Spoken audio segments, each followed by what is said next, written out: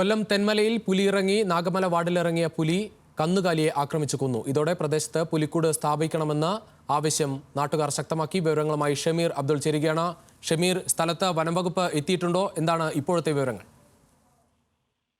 രുചീഷ്, കഴിഞ്ഞ കുറച്ചധികം കാലമായി ഈ പ്രദേശത്ത് വന്യമൃഗ ശല്യമുണ്ട്.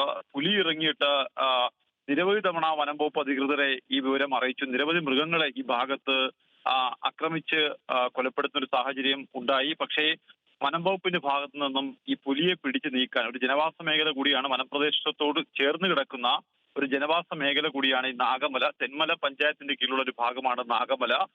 ഇവിടെയാണ് പുലർച്ചയോടുകൂടി ഇത്തരത്തിൽ ഈ പുലി ഇറങ്ങി കന്നുകാലിയെ കടിച്ചു കൊന്നിരിക്കുന്നത്.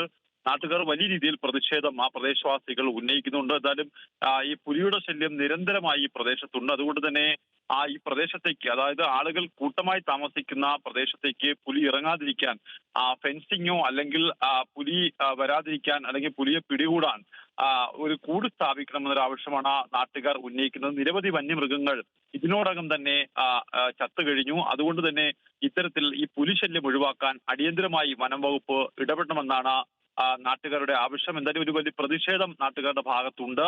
എന്തായാലും വനം വകുപ്പ് അധികൃതർ എത്തി ഈ പ്രദേശത്ത് പുലി ഉണ്ടെന്ന് സ്ഥിരീകരിച്ചിട്ടുണ്ട്. അതുമായി ബന്ധപ്പെട്ട് നടപടിക്രമങ്ങൾ സ്വീകരിക്കുമെന്ന് വനം വകുപ്പ് അധികൃതർ വ്യക്തമാക്കുന്നുണ്ട്. സുജീഷ്. ശരി ഷമീർ.